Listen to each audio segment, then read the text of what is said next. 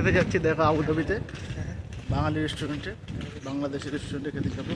কি খাবো মাছ আজকে? ভাত, দেখি কি পাওয়া যায় ভালো, মটন, চিকেন, মাছ ভাত, ডিম পাওয়া যায়।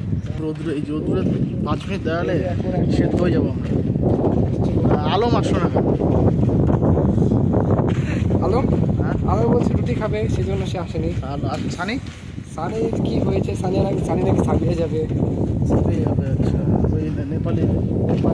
তাকে পেয়েছি।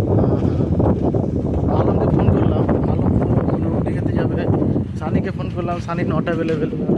আমরা দুজন বেরোলাম, কারণ আমরা খুবই রৌদ্র।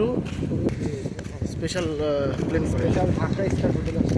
ঢাকা স্টার হোটেলে আমরা খেতে যাচ্ছি। তাছাড়া তো খুব দাম, খাবারেরও খুব দাম, যেমন গরম খাবারেরও খুব গরম। হ্যাঁ, খাবারের দামটাও খুব গরম, এখানেও খুব গরম। তো যাচ্ছি খেতে, খাওয়ার পরে আবার আমরা শেষ করবো। ওকে,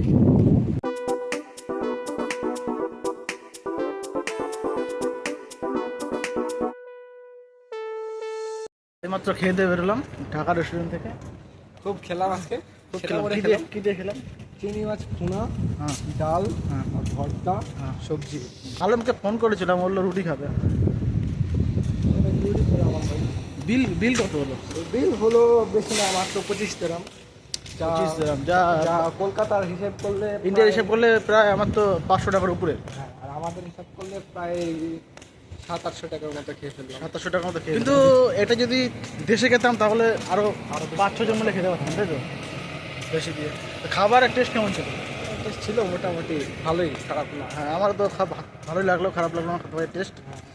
তো খেয়ে দিয়ে বেরোলাম, কিন্তু বহুদিন পর চিংড়ি মাছ খেলাম, ভালোই লাগলো। হ্যাঁ চিংড়ি মাছ, কিন্তু সব কিছুই খাওয়া হয়, চিংড়ি মাছটা খাওয়া হয়। বাইরে খুবই রৌদ্র এই সময়, এটাই সমস্যা।